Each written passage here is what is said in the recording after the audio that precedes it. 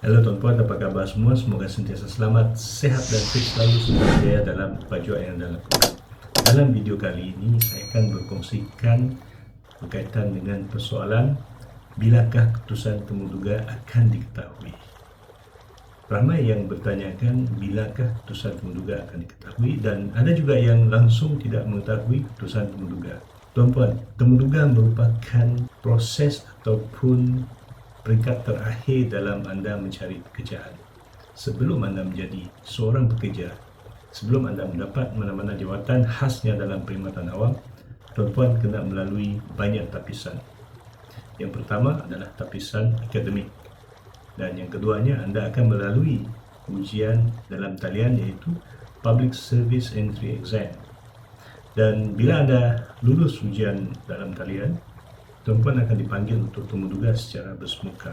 Jadi tuan-puan, dalam temuduga jangan sia-siakan peluang. Bila anda telah dipanggil untuk temuduga, pastikan anda bersedia, anda buat yang terbaik dan rujuk semua video-video yang telah saya kongsikan dalam channel ini dan anda buatlah persediaan sepenuhnya yang rapi. Baiklah tuan-puan, mari bersama dengan saya kita rungkaikan.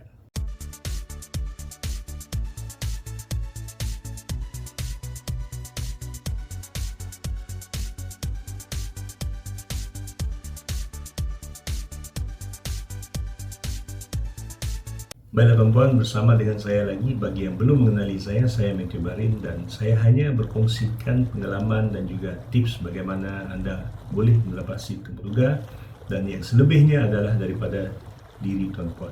Sebelum saya pergi lanjut, bagi yang telah subscribe kepada channel ini, terima kasih banyak, dan bagi yang belum lagi subscribe kepada channel ini, jangan lupa tekan butang subscribe di bawah dan tekan tombol loceng untuk supaya tuan-puan dapat mengikuti semua video-video baru yang akan saya muat naikkan dalam channel ini. Dan channel ini juga saya telah muat naikkan pelbagai perkongsian untuk tontonan tuan-puan dan puan. Terima kasih kerana mengikuti channel saya ini, dan bagi yang telah berjaya, syabas, dan bagi yang belum berjaya, buatlah yang terbaik. Tuan-puan, dalam setiap temuduga, tidak semua akan lulus temuduga. Contohnya, sekiranya ada 5,000 orang yang dipanggil untuk temuduga dan hanya 300 jawatan kosong yang diperlukan, yang akan dilantik dalam jawatan tersebut, akan ada 4,700 orang yang akan gagal. Ya, walaupun anda yang terbaik, walaupun anda yang dah buat terbaik, buat persediaan, kalau ada 300 calon yang lebih baik daripada tuan-puan, 300 calon tersebut akan mendapat pekerjaan tersebut. Jadi buatlah persediaan. Dalam video ini saya akan berkongsikan tentang 7 perkara yang berkaitan dengan persoalan bilakah keputusan temuduga akan diketahui. Tuan-puan, yang pertama, dalam apa jua yang anda lakukan, pastikan anda berdoa. Contohnya dalam temuduga, anda perlu berdoa semasa anda memohon permohonan. Anda boleh berdoa mengikut kepercayaan masing-masing, mengikut amalan masing-masing.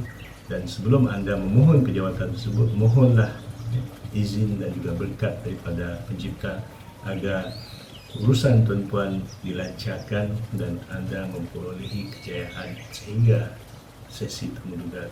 Selepas anda hadiri temuduga, berdoa jugalah agar pihak panel dapat membuat keputusan yang adil dan dapat memberi peluang kepada anda supaya anda menjawat jawatan yang anda mohon, yang anda minat. Tuan-tuan, anda perlu berdoalah dalam apa jua yang anda lakukan. Yang kedua, tuan-puan kena ketahui tarikh akhir temuduga jawatan tersebut. Tarikh akhir maksudnya kalau anda di temuduga pada hari Isnin dan di sesi yang seterusnya mungkin ada lagi rakan-rakan lain yang ditemuduga pada hari Jumaat, ya, anda perlu ketahui bilakah hari terakhir temuduga tersebut. Contohnya, kalau anda ditemuduga pada hari Isnin dan ada rakan anda ditemuduga pada hari Jumaat di pusat temuduga yang lain, ya, maka anda perlu ketahui, ya, bilakah tarikh akhir temuduga. Dan biasanya pihak berkuasa melantik, ya, akan memberi masa sekurang-kurangnya selepas sebulan daripada tarikh akhir temuduga, barulah mereka akan keluarkan keputusan temuduga. Keputusan temuduga ini tidak akan diketahui, ya, dalam masa yang singkat.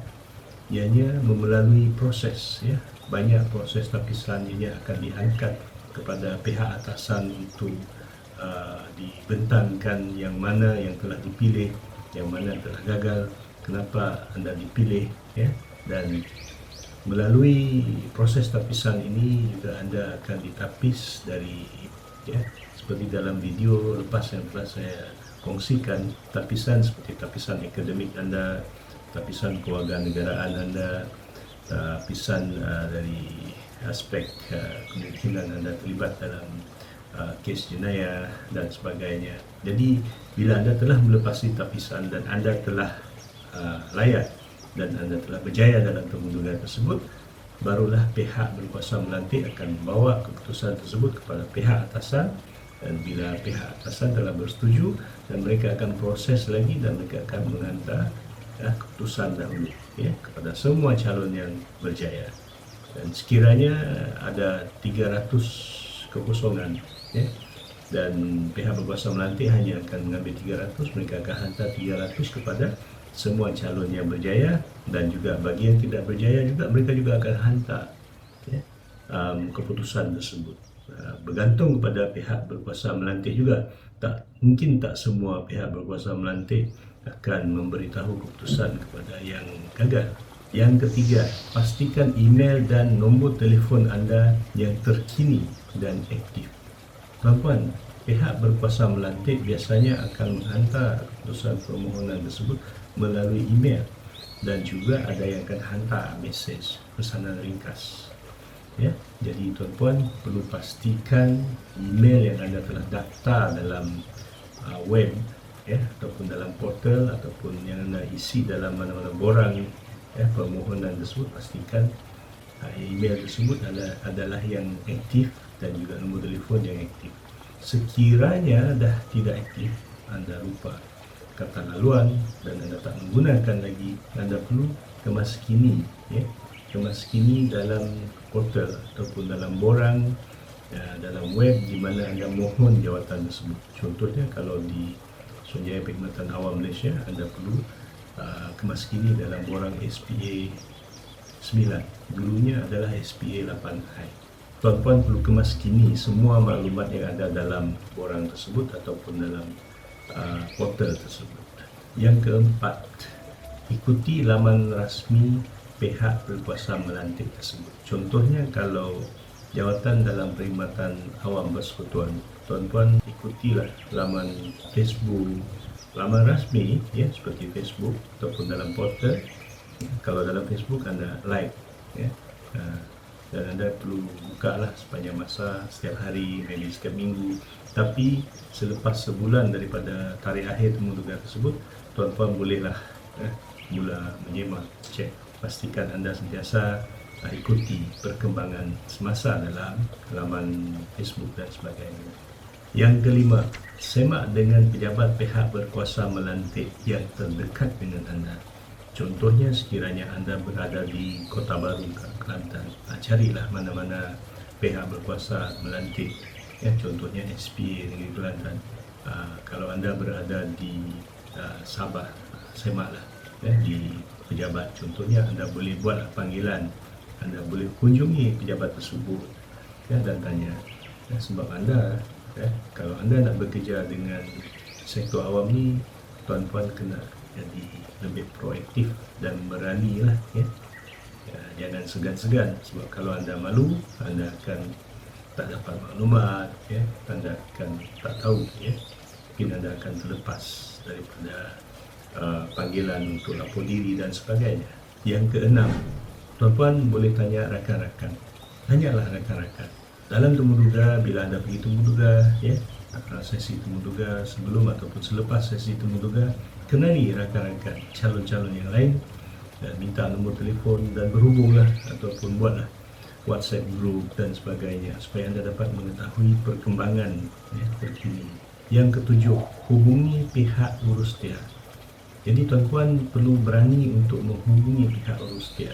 Bila anda telah mengetahui tentang tarikh akhir temuduga tersebut, anda boleh hubungi pihak pejabat urustia selepas sebulan daripada tarikh akhir temuduga tersebut, ya, dan anda boleh tanyalah, call. Tuan-tuan boleh hubungi pihak urustia, dalam surat panggilan temuduga, ada nomor telefon pihak Uruskia ataupun email. Tuan-tuan boleh hubungi, hantar email, tanyalah soalan. Tanya soalan bilakah keputusan, dah keluarkan keputusan. Selepas temuduga, tuan-tuan juga boleh tanya pihak panel. Tapi sekiranya anda tanya dengan pihak panel mungkin tak akan tahu jawapan.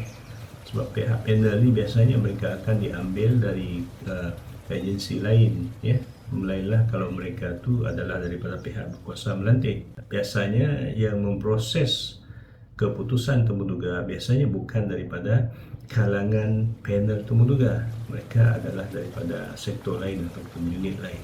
Baiklah tuan-tuan, terima kasih kerana sudi bersama dengan saya. Saya telah kongsikan 7 perkara berkaitan dengan persoalan bilakah keputusan temuduga akan diketahui. Jadi tuan-tuan, bagi yang telah subscribe kepada channel ini, terima kasih banyak. Bagi yang belum lagi subscribe kepada channel ini, jangan lupa tekan butang subscribe di bawah dan tekan tombol loceng untuk semua notifikasi supaya tuan-tuan dapat mengikuti semua video-video baru yang akan saya buat naikkan. Dan jangan lupa juga tonton semua video-video yang berkaitan dengan tips temuduga supaya anda dapat tambah baik diri anda. Bagi yang telah berjaya dalam temuduga, syabas dan tahniah kepada anda. Bagi yang belum lagi berjaya, jangan putus asa. Buatlah yang terbaik dan buatlah persediaan dan bersedialah supaya anda menjadi terbaik dan anda yakin pada diri anda dan anda yakin sebelum anda pergi temuduga. Semoga anda semua sentiasa selamat, sihat dan fit selalu serta berjaya dalam apa jua yang anda lakukan. Sekian, terima kasih. Kita jumpa lagi di video seterusnya.